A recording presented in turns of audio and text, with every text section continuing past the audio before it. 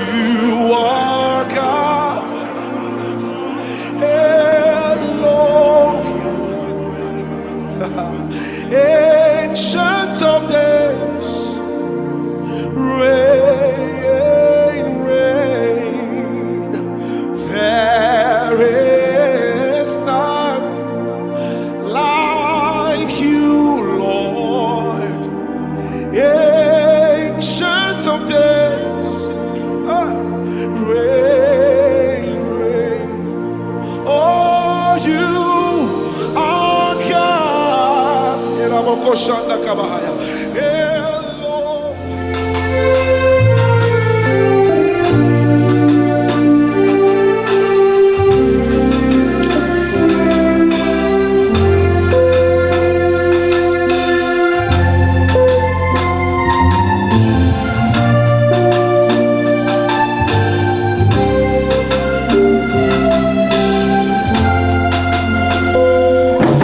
He done so much for me.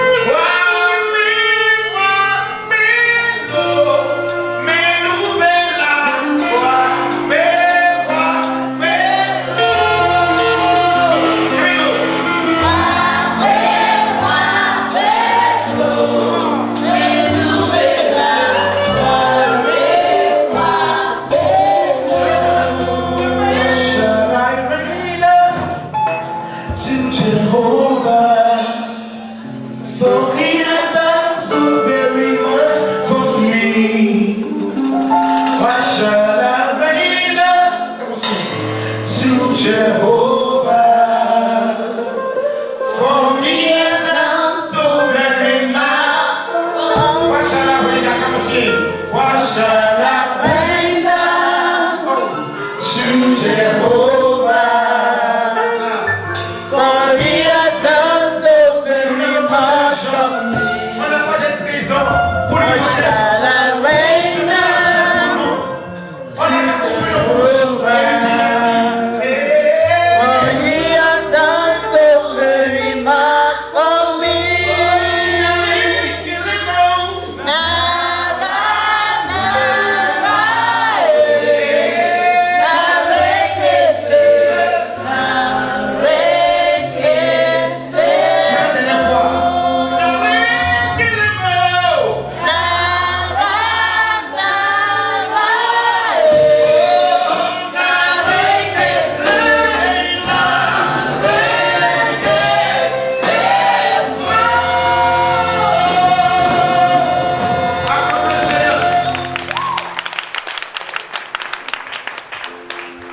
Est-ce que vous pouvez faire un grand pas au Seigneur?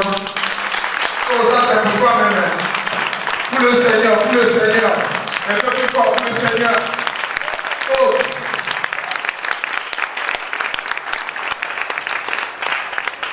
Que Dieu bénisse. Nous sommes bénis au nom de Jésus. Amen. Prendre l'envol comme l'aigle. N'est-ce pas? Nous allons recevoir notre tout premier enseignement. Et le thème, viser très haut. Qui est prêt pour recevoir l'enseignement? Tu peux voir ça, amen.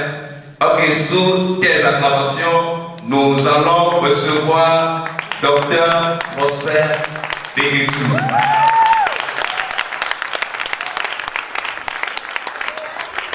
All the time?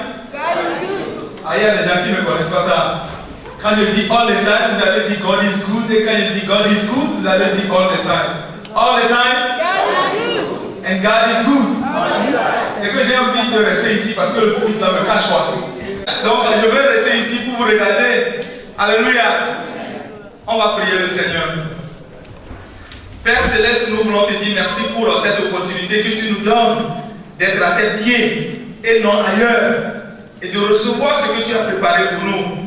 Nous demandons que ton esprit qui bénit, ton esprit qui soutient, ton esprit qui encourage, soit avec nous, et que après ce temps, que notre vie ne soit plus jamais la même au nom de Jésus.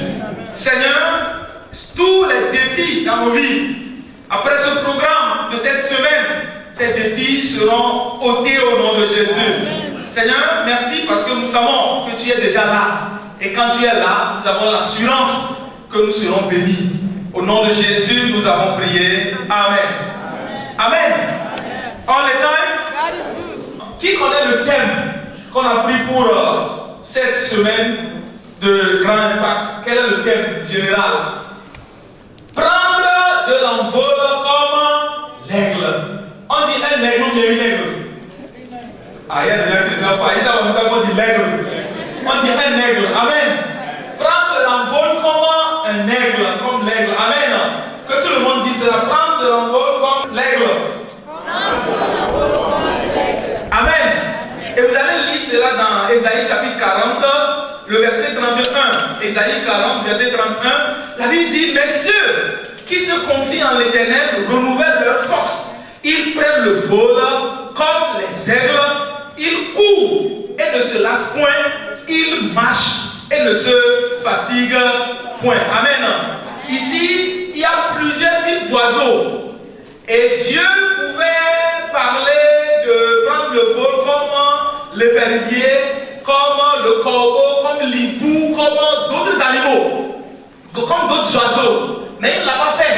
Il a pris l'exemple de l'aigle. Pourquoi? Parce que l'aigle a certaines caractéristiques qui nous amènent à pouvoir prendre ce thème, prendre de l'envol comme les aigles, parce que nous voulons être à cette image. Et ici, c'est une figure qui est imagée, c'est un oiseau qui a beaucoup de qualités. Et quand on parle de l'aigle, ce qui nous vient à l'esprit en même temps, c'est la capacité. Ce qui nous vient à l'esprit, c'est la force. Ce qui nous vient à l'esprit, c'est la puissance. Ce qui nous vient à l'esprit, c'est la stabilité.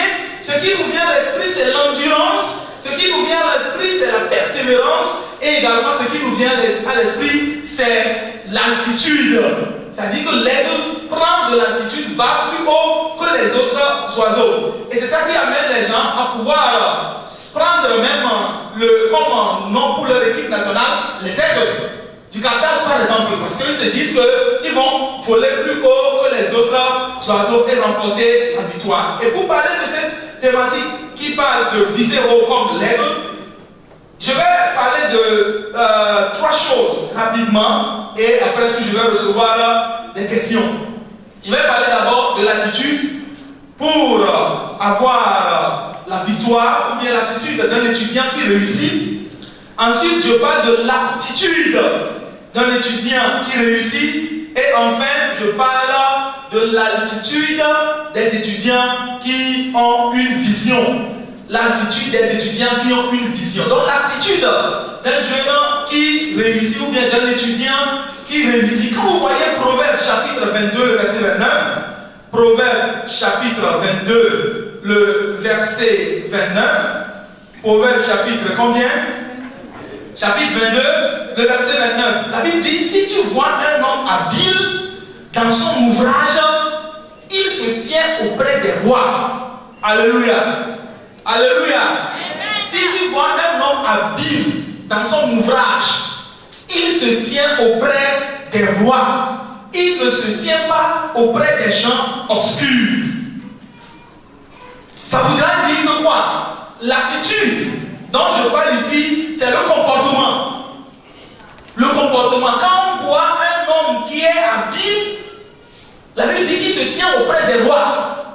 Et il y a certains comportements qu'on ne peut jamais afficher lorsqu'on est en compagnie des rois. Et la Bible dit qu'il ne se tient pas auprès des gens obscurs.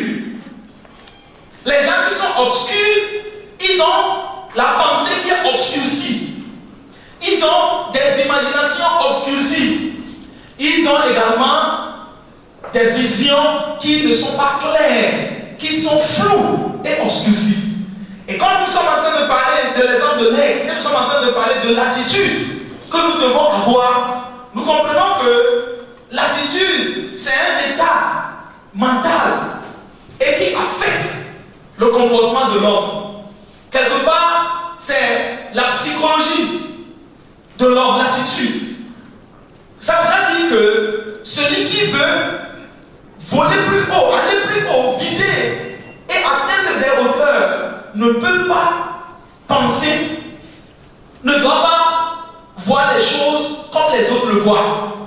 Il a une manière exceptionnelle de voir les choses. Lorsque les gens voient des problèmes, lui voit des défis à surmonter. Il voit des opportunités à saisir. Là où les gens crient que cet enseignant est très difficile, là où les gens crient que cette matière, cette unité d'enseignement est plus compliquée que je ne le croyais, c'est en ce moment qu'il se dit que parce que les gens n'arrivent pas à réussir là-bas, moi je dois réussir pour me démarquer de tous les autres oiseaux qui existent sur la terre. Le comportement dont nous parlons ici, c'est l'attitude de toujours penser que c'est possible. Si les autres ont pu le faire, je peux le faire. Si les autres ont pu atteindre le niveau élevé dans leurs études, je peux aussi atteindre ce niveau élevé. Même plus que s'il y a des Togolais qui inventent des choses, moi aussi je peux inventer. S'il y a des Togolais qui sont devenus des docteurs, moi aussi je peux devenir docteur. S'il y a des gens qui sont devenus des médecins, des ingénieurs, c'est un état dans lequel vous vous trouvez. Chaque fois que vous vous levez, vous avez cela comme un rêve. Vous pensez à cela. Et c'est ça qui vous démarque des autres. Et donc, l'attitude dont nous parlons ici, c'est le fait de se comporter bien vis-à-vis de soi, vis-à-vis de Dieu et vis-à-vis de ce qu'on est en train de faire. C'est-à-dire que je suis en train de penser positivement de ce que je peux faire, je me comporte bien envers Dieu et je me comporte bien envers ce que je suis en train de faire. J'entreprends quelque chose, je vais réussir et alors j'ai le caractère qu'il faut avoir. Et donc le comportement que nous avons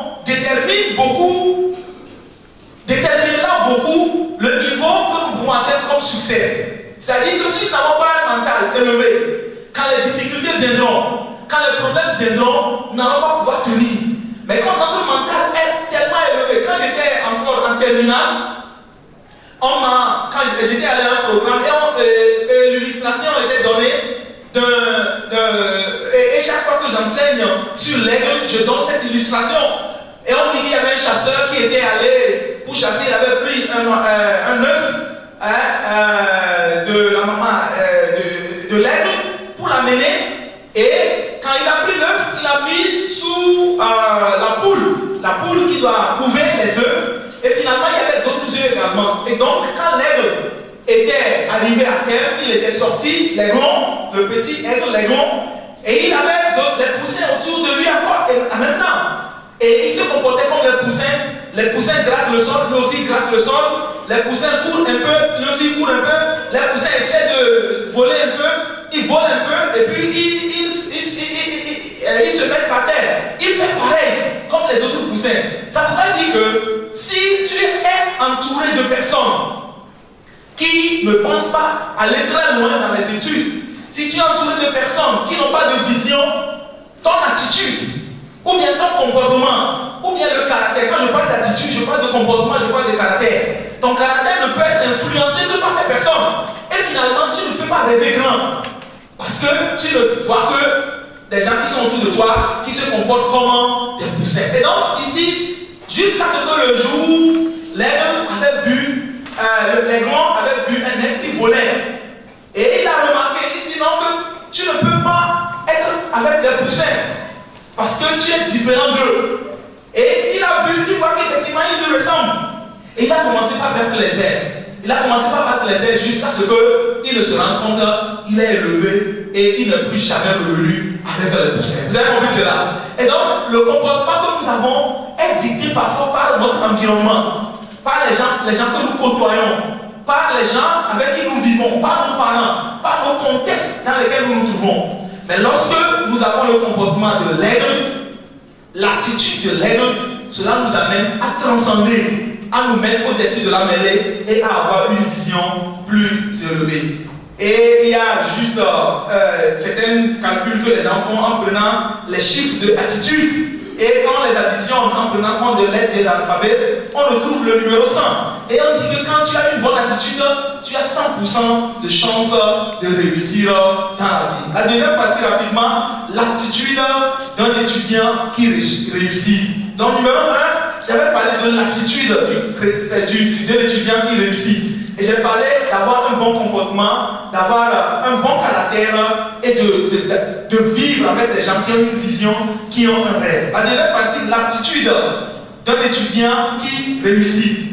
En nous parlant de l'attitude ici, nous sommes en train de parler de la disposition et de l'engagement à faire ce pourquoi on a une vision. J'ai une vision, je vais avoir mon doctorat. Et je ne croise pas les bras. J'ai une aptitude. J'ai une compétence, une capacité que je mets en valeur. Ça voudrait dire qu'en tant qu'étudiant, par exemple, je dois étudier, je dois venir au cours, je dois traiter mes exercices, je dois toujours faire ce qu'il faut faire pour me hisser, pour me mettre à un niveau plus élevé. Et donc, l'aptitude dont nous parlons ici, c'est la disponibilité et l'intérêt pour le travail. Les gens qui ont une bonne attitude sont généralement très aptes et prêts à travailler.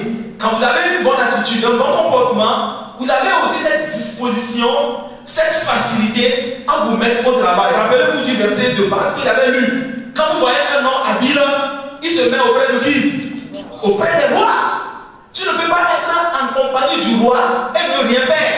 Il a une bonne disposition et il est prêt à pouvoir se mettre au travail. Et quand nous voyons par exemple l'exemple de Joseph, quand il s'était retrouvé dans la maison du roi, la Bible dit que la maison du roi prospérait. La maison du Potiphar prospérait. Parce qu'il s'occupait. Il faisait quelque chose. Il administrait. Il avait un bon comportement. Il craignait Dieu. Mais cela ne s'était pas arrêté là. Il se donnait au travail et il travaillait sérieusement pour avoir le succès. Daniel également, avec une bonne aptitude, il était prêt à faire ce pourquoi Dieu l'a appelé et il était prêt également à avoir ce qu'il voulait avoir. L'aptitude, c'est le zèle dont nous parlons. Quand vous voyez par exemple Romains chapitre 11 et 12, le verset 11, Romains chapitre 12, le verset 11, la Bible nous dit clairement que nous devons avoir du zèle. Verset 11. Ayez du zèle et non de la paresse. Soyez fervents d'esprit, servez le Seigneur. Un étudiant qui veut monter plus haut, qui veut aller au sommet, que ce soit dans cette étude, que ce soit dans sa relation avec Dieu, que ce soit dans son futur ou bien à l'avenir, cet étudiant a le zèle et non la paresse. Malheureusement, aujourd'hui, il y a plusieurs étudiants qui ont de la paresse au lieu d'avoir le zèle. On était à une réunion récemment et on parlait du comportement des étudiants. Des gens qui se spécialisent en littérature, par exemple, qui ne sont pas prêts à lire un roman de 100 pages, mais qui sont prêts à passer 3 heures avec leur smartphone. Ça veut dire qu'ils ont perdu le sens, la vision que l'aigle a. Mais je crois que vous qui êtes venus à ce programme, vous allez changer et vous allez commencer par vous comporter comme des étudiants qui ont un rêve et qui veulent aller très loin dans leurs études et dans la vie. Amen. Ayez du zèle et non de la paresse. Et donc, l'attitude dont nous parlons, c'est le fait de refuser de se donner à la paresse. Et je vais vous donner rapidement quelques éléments dont vous avez besoin pour pouvoir avoir cette aptitude qui va vous amener à ce niveau très élevé. D'abord, il faut développer la passion et l'intérêt pour les études. Il faut développer la passion et l'intérêt pour les études. Il y a certains qui sont étudiants, mais ils se comportent comme si on les a forcés à venir étudier. C'est comme si c'est les parents qui les obligent et ils font ça pour quelqu'un. Non, il faut commencer par avoir une passion pour les études.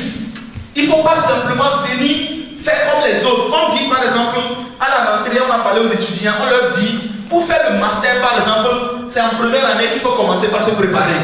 Parce que on va prendre en compte les notes que vous avez obtenues depuis la première année. Imagine quelqu'un qui dort premier semestre, il dort deuxième semestre, troisième semestre, il dort, et il va en troisième semestre, 5 et 6. Et cette amie dit, je vais faire le master. Il dit, ah, on dit, je vais faire le master. Tu as oublié que quand tu étais en semestre 1, semestre 2, tu t'es amusé et tu as obtenu des 10. Tu ne peux pas faire le master.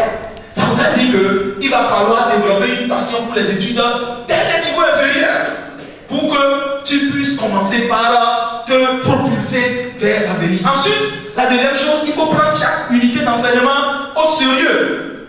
Il faut prendre chaque unité d'enseignement au sérieux. Il y a des gens qui ne prennent pas au sérieux certaines unités d'enseignement. Ils disent que c'est des lieux libres, c'est des lieux transversales, c'est des lieux fondamentaux et ainsi de suite. Quel que soit l'UE qui est inscrit au programme, vous devez prendre au sérieux ces unités d'enseignement. Et ensuite, il faut éviter la distraction. Il y a des gens qui viennent au campus, tu te demandes s'ils sont vraiment des étudiants.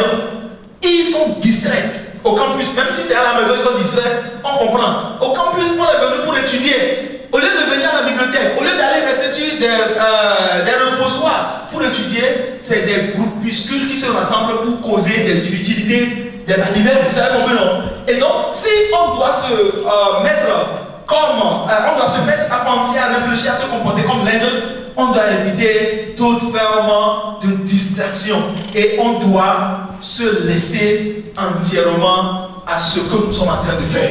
Si vous avez opté pour l'ingénierie, rêvez faire ce que les autres ingénieurs n'ont pas encore fait. Si vous avez opté pour la littérature, rêvez écrire des choses que d'autres n'ont pas encore écrites. Ça vous dit que votre passion vous amène à vous distinguer des autres personnes qui sont autour de vous. La troisième chose rapidement, dont je vais parler avant de recevoir les questions, s'il y en a. La troisième chose, c'est l'attitude. La première chose dont j'ai parlé, c'était quoi? Oh, vous êtes là? Vous êtes rentrés déjà? Ah, il y a des gens qui ont oublié. J'ai parlé de l'attitude. La deuxième chose, j'ai parlé de quoi? De l'aptitude. Être apte, capable. La première chose, j'ai parlé de l'attitude en parlant du comportement, de l'état d'esprit, de la mentalité, la disposition de ton esprit à pouvoir viser et aller loin comme l'aigle. La deuxième partie, j'ai parlé de l'aptitude. C'est le travail, la disposition, le comportement que tu as. Et c'est la disponibilité que tu as à pouvoir travailler et avoir la victoire. Ici, l'altitude dont nous parlons, c'est le fait d'avoir l'élévation. L'élévation. Et la Bible dit qu'ils prennent le vol comme les aigles. Alléluia. Et je vous ai dit que Dieu a utilisé cet animal, cet oiseau, pour illustrer la force que ceux qui ont confiance en lui ont. Ils prennent le vol comme l'aigle. L'aigle peut aller plus haut que tous les autres oiseaux sur la terre. Et cela t'amène à avoir le succès. Donc quand nous voulons parler de ce succès, ce n'est pas un succès ordinaire. C'est un succès extraordinaire. C'est ça qu'on appelle l'excellence. Alléluia. C'est ça qu'on appelle l'excellence. Ici, à l'université de Lomé, actuellement, il y a plein de projets. Mais quand les projets là tombent en même temps, on cherche les meilleurs. L'année passée, vous étiez là. Bon, cette année même, on était à l'auditorium où on a dit faculté des lettres qui est le meilleur des meilleurs. On a pris un. Faculté des sciences, ainsi de suite. Est-ce que vous êtes dedans? Est-ce qu'il y a quelqu'un ici qui est dedans? Pourquoi vous n'êtes pas dedans? Hein? Je prie Dieu que l'année prochaine, si on doit comprendre des gens, ça sera vous au nom de Jésus. Alléluia. Parce que vous allez prendre une résolution aujourd'hui. Vous avez un bon comportement. Vous avez une bonne disposition. Et vous travaillez dur. Votre travail, votre comportement va vous amener là-bas. Amen. Et quand je parle de comportement, je vous l'avais dit, c'est vis-à-vis de vous-même, de votre mission, vis-à-vis de ce que vous faites, et également même de Dieu. J'ai parlé de Dieu et des hommes également, de vos enseignants, la relation que vous avez avec eux. Et quand vous avez cette vision, vous allez avoir de l'altitude. La Bible dit, si tu obéis à la voix de l'Éternel ton Dieu, en observant et en mettant en pratique tous ces commandements que je te prescris aujourd'hui, l'Éternel ton Dieu te donnera quoi? La supériorité. Alléluia. La supériorité sur combien de nations? Toutes les nations de la terre. Autrement dit, dans ta classe, ou bien dans ton envie, ou bien dans ton option, dans ton parcours, l'Éternel te donnera la supériorité sur tous les autres étudiants. L'Éternel fera de toi la tête et non la queue. Alléluia. Si la Bible s'était arrêtée là-bas, on devait dire oui, si tu as 12 de moyenne, c'est bon. Si tu as 14 de moyenne, c'est bon. Cette année, tu peux réussir et l'année prochaine, tu échoues. Tu peux valider 8 UE et puis ça te reste 2 et tu vas revenir en année de recyclage. C'est ce que les étudiants disent maintenant, non? Quand ils ont terminé 3 ans, ils n'ont pas validé, ils n'ont pas leur licence, ils disent je reviens en année de recyclage. Il y a d'autres qui m'ont dit encore un mot là-bas parce qu'il y a oublié. Ils ont dit quoi? Année de gratitude. Eh bien, ils disent qu'ils remercient l'université pour cela. Quand tu apprends un métier, couture, tu finis là, tu viens encore compléter, puis tu remercies avec. Et c'est ce qu'ils font. Et donc, ici, il est en train de dire, la Bible ne s'est pas arrêtée là-bas. C'est-à-dire que ton succès, ce n'est pas pour une année, ce n'est pas pour cette matière. Il dit, à la suite de ce verset, il dit, tu seras toujours, alléluia, en haut. Quand on dit toujours, c'est toujours, n'est-ce pas? Toujours, c'est toujours. Quand on vient dans cette UE, toujours toi. Dans l'autre UE, toujours toi. Dans l'autre UE, toujours toi. Cette année, toujours toi. L'année prochaine, toujours toi. Dans 10 ans, toujours toi. Tu seras toujours en haut et tu ne seras jamais en bas. Mais la condition est venue. Avant, dans le verset 1, la condition était venue et la promesse est venue. Ici, la promesse est venue et la condition est venue. Toujours, il y a une condition.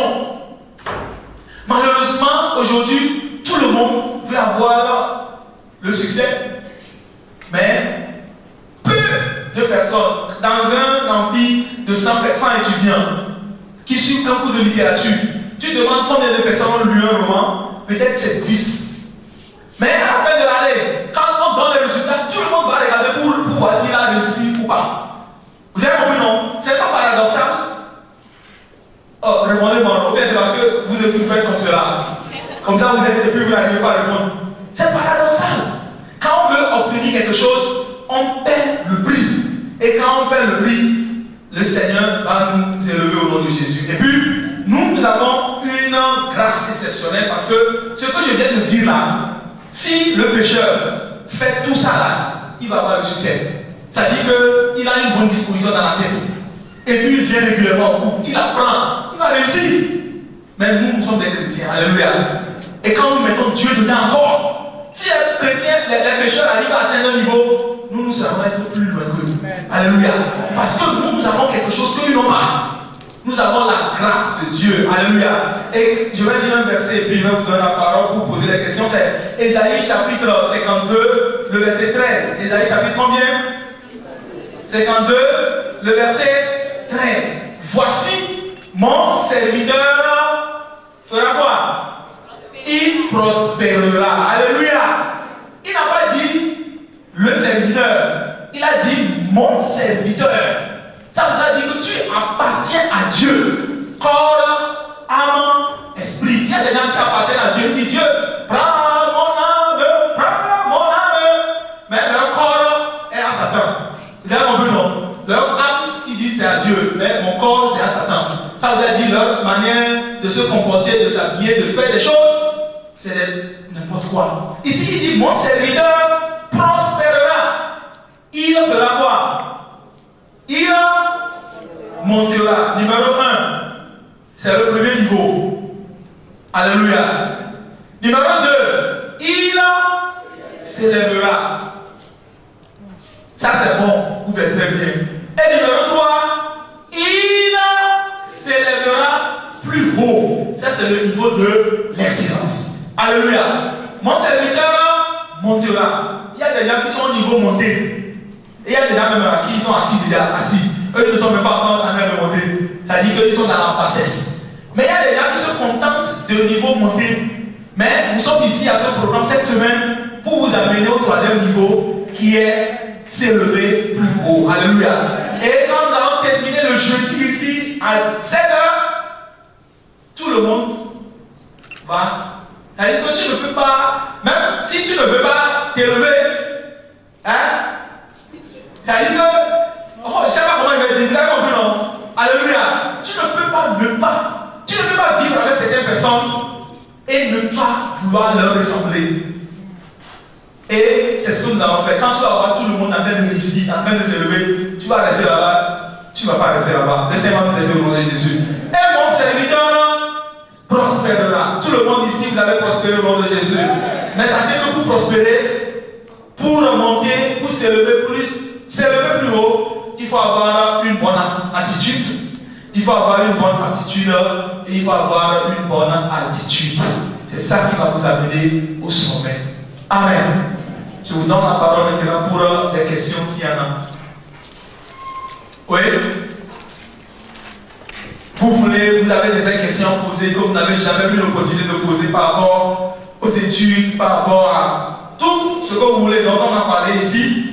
Je vous donne la parole pour on m'a dit 10 minutes pour cela et après tout on laisse la place pour les autres choses. Je suis très heureux d'assister à de pareils meetings ecclésiastiques. Ça fait très longtemps, l'université, je parle d'eux, celle de Lomé et de Cara, n'a pas eu la chance d'avoir un centre de groupe de prière ou d'évangélisation. Par exemple, quand nous allons à Abuja ici, il y en a de trop, tout comme à Accra ici. Je tiens ce serment et de mon profond cœur que le Saint-Esprit, le Créateur du ciel et de la terre, le très haut des cieux, sanctifie, Seigneur, les rêves de celui ou celle qui a pu penser à instaurer, à installer ce centre de prière que je vois, ce jour d'invitation spéciale, Christian Fellowship. Merci beaucoup. Je me nomme Louis Kofi Doji. La question que je souhaiterais sans embâche m'adresser spécialement à quiconque me répondre est celle-ci. On me parle de développer la passion et l'intérêt. Nous sommes dans le sens de prendre de l'envol comme l'aigle. Un oiseau spécial qu'on a choisi parmi les autres. Oui. En développant la passion et l'intérêt, très souvent nous parlons du destin. Développer la passion et l'intérêt, le destin aurait pu avoir sa place d'être. Puisque la plupart des gens disent que si je vais à l'église, il suffit que je prie, l'Éternel va faire de ce que j'espère, ou ce qu'il espère de moi, sans travailler. Bref, développer la passion et l'intérêt par rapport à la destinée ou par rapport au destin. Qu'est-ce que vous pouvez nous en dire plus? Merci beaucoup, le rappel. Merci beaucoup pour la question. La dernière question, rapidement, s'il vous plaît. Moi, je reprends le nom de Baron Mathieu. Je suis étudiant à l'Institut Confucius. Ma question est celle-ci. Je voudrais savoir, c'est des gamins qui ont la passion, qui sont dévoués à travailler, mais ils se disent que à mon âge, je ne peux pas réussir dans ce domaine. Et ils se culpabilisent. Je voudrais savoir comment s'ils vont s'y prendre pour gagner. Merci beaucoup. Oui, est-ce qu'il y a une troisième personne qui veut poser la question? Personne, aucune sœur ne veut poser des questions. J'ai parlé de l'attitude qu'il faut avoir. Il faut avoir la passion et l'intérêt pour ce qu'on est en train de faire. Quand je fais la littérature, j'ai la passion pour la littérature. Si je fais l'ingénierie, j'ai la passion pour l'ingénierie. Et il parle ils veulent voir, est-ce que le destin dont on parle, c'est-à-dire que les gens qui se disent que Dieu m'a destiné à ceci, si je ne fais rien, je vais l'obtenir. Ici, la question, la chose dont nous sommes en train de parler, la passion en réalité c'est l'amour. Quand vous n'aimez pas les études, par exemple, j'ai donné l'exemple là, vous n'allez pas vous intéresser aux études. Il faut développer une passion, un amour. Et quand vous voyez les athlètes, quand vous voyez par exemple Cristiano Ronaldo, quand vous voyez les personnes là, vous allez sentir qu'ils ont de la passion pour cela. Il y a des gens qui regardent les matchs de football, ils peuvent payer un montant élevé. Parce que quoi, il est prêt. Les gens qui aiment la littérature, on peut dire qu'on vend un livre à 25 000 francs. Et il prend ça facilement, il achète. L'autre qui n'aime pas la littérature, le voit, il dit, mon frère, tu es normal, tu prends 25 000 pour acheter un livre. Et lui va dire que moi, celui qui aime le football, lui peut prendre 25 000 francs pour aller acheter des chaussures de football. C'est la passion. C'est sa passion qui le pousse à pouvoir se comporter comme cela. Mais quand toi, tu n'es pas dans ce domaine, tu le vois et tu te dis, ah, mais le gars là, il est le fou. C'est comme cela aussi pour les chrétiens. Quand certains chrétiens se comportent d'une manière, d'autres personnes le voient et disent, ah, mon frère, toi, tu es en train de perdre beaucoup de choses. C'est parce que tu n'as pas compris la passion que la personne là a. Et quand je me tourne vers la Bible, je relis Ecclésiaste chapitre 9, verset 10. Ecclésiaste chapitre 9, verset 10. La Bible dit, tout ce que ta main trouve à faire avec ta force, fais-le. Alléluia. Si ta main trouve la médecine à faire, fais-le avec ta force. C'est-à-dire que fais-le comme si tu ne fais pas, tu vas mourir. Et donc, juste pour dire qu'il est écrit nulle part que si nous croisons les bras en priant chaque fois le Seigneur va faire le possible. Le Seigneur fait le miracle.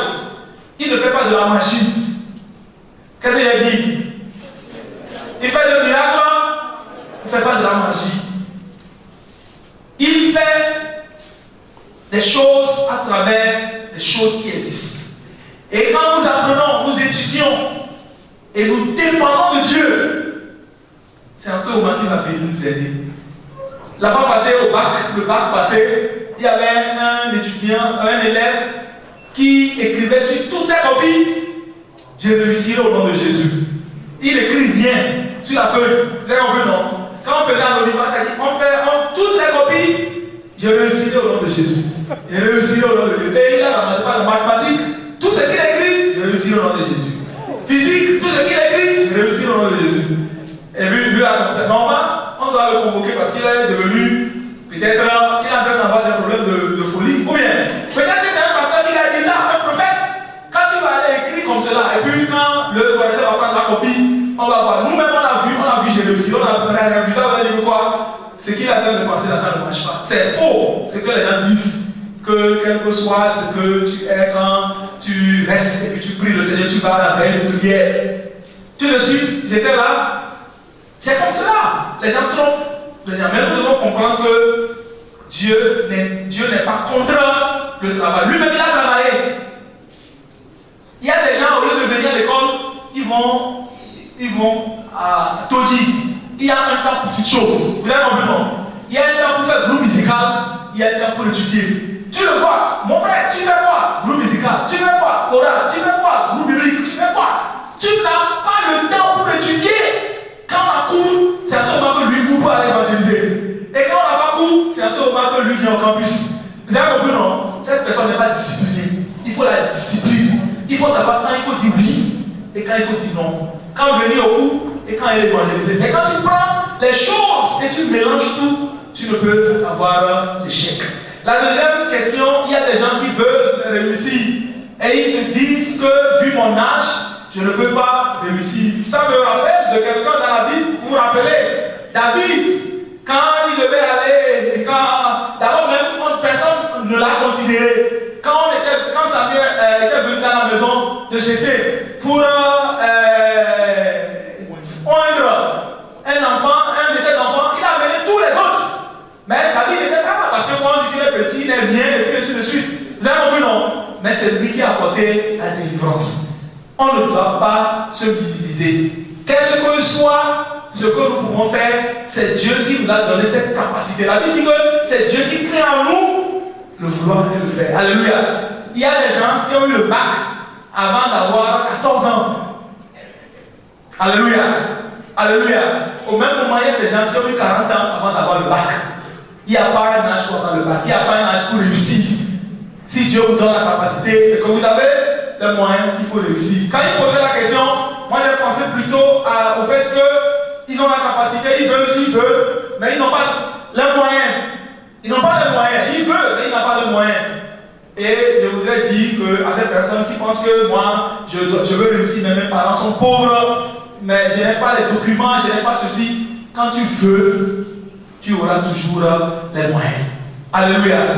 S'il faut sacrifier les autres choses, j'ai dit tout de suite que quoi? Quand tu aimes le football, tu es prêt à dépenser 25 000. Si on te donne de l'argent pour manger, parce que tu aimes les études, tu ne manges pas, tu restes affamé pour le faire. Et c'est ce que je veux dire, c'est que quoi? Quand on a cette passion, on fait des choses que les gens nous trouvent comme des fous. Mais on sait ce qu'on est en train de viser. Amen.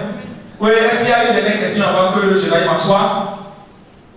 Est-ce qu'il y a une dernière question pour moi? Ok, comme il n'y a pas une dernière question, je voudrais juste vous laisser avec cette pensée. La pensée, c'est que nous sommes en train de faire ce programme cette année. L'année prochaine, peut-être qu'il y aura des gens qui ne vont plus venir. Et c'est d'autres personnes qui viendront. Mais dans 5 ans, dans 10 ans, où est-ce que tu te retrouveras? Est-ce que notre programme de cette semaine, de cette journée, va créer un impact sur ta vie qui sera indélébile jusqu'à ce que tu ne finisses ton séjour sur la terre? Tu vas te rappeler toujours cette semaine. Tu vas dire, j'étais venu et j'ai donné ma vie à Christ. J'étais venu, j'ai changé de mentalité et voici là où je me trouve. Nous tous qui sommes ici, qui allons passer pour vous parler, c'est lorsque nous étions encore élèves au collège, au lycée, à l'université, nous avions donné tout notre temps, notre passion pour servir le Seigneur et pour étudier. Et Dieu nous a élevés. Il n'y a pas de distinction auprès de Dieu. Si vous travaillez, vous vous accrochez à lui, vous travaillez. Vous savez, l'aigle a combien d'ailes? L'aigle a combien d'ailes? 2 ailes, n'est-ce pas? Quand vous travaillez, vous priez, vous travaillez, vous lisez la Bible, vous travaillez, vous évangélisez, vous venez au cours. Jusqu'à ce que vous ne le sachiez, vous allez être très très très loin, très élevé. Et je crois qu'il en sera ainsi pour vous au nom de Jésus. Nous allons baisser la tête pour la prière maintenant, avant de donner la parole au prochain orateur. Prions le Seigneur. Tu vas dire, Seigneur, donne-moi la grâce à pouvoir avoir une vision comme l'aigle et à aller très loin. Je veux cette attitude, une bonne attitude, le bon comportement face à ce que je fais, face à mes études. Je veux avoir la passion, l'intérêt. Ensuite, l'attitude, le comportement, la manière d'agir, le travail. Et Quelle attitude je vais te lever? Oh Seigneur, donne-moi la grâce. Jusqu'à présent, c'est comme s'il y a des limitations dans ma vie. Mais je veux que tu me donnes la grâce pour que je puisse être au sommet. Je veux avoir l'excellence dans mes études, je veux avoir l'excellence dans ma carrière, je veux avoir l'excellence dans mes projets, je veux avoir l'excellence. Aide-moi Seigneur, j'ai besoin de toi. Nous allons nous mettre debout. Nous allons nous mettre debout, s'il vous plaît. Et vous allez lever vos mains vers le Seigneur, je vais prier pour vous. Et Dieu va vous donner cet esprit supérieur. Il va vous élever. D'abord, il va vous faire monter. Vous allez vous élever et vous allez vous élever plus haut. C'est ce que Dieu a promis pour vous. Et il en sera ainsi. Parce que la Bible dit, on verra de nouveau la différence entre ceux qui servent Dieu et ceux qui ne le servent pas. Si vous servez Dieu, on va voir cette différence en vous. Et je le crois, je le sais, parce que je l'ai vu dans ma vie. Dieu l'a fait dans ma vie et il est capable de le faire dans votre vie si vous croyez qu'il le fera. Seigneur, merci pour la vie de mes frères et de mes sœurs qui sont venus ici écouter cette parole. Tu nous as donné l'enseignement à travers l'aigle. Tu nous as dit que l'aigle, c'est la capacité, c'est la vision, c'est la vigueur, c'est l'endurance, c'est la persévérance. Je prie que tu nous donnes toutes ces caractéristiques au nom de Jésus. Seigneur, nous te demandons une chose, c'est de nous aider à avoir la bonne attitude. S'il y a quelqu'un ici qui a toujours échoué, j'annule l'échec dans sa vie au nom de Jésus. Et je demande que le succès, l'excellence soit le partage de quiconque a entendu ma voix en ce jour au nom de Jésus. Qu'il en soit ainsi dans vos vies. Merci Seigneur parce que je sais que tu m'as exaucé. Au nom de Jésus, j'ai prié que tout le monde dise Amen.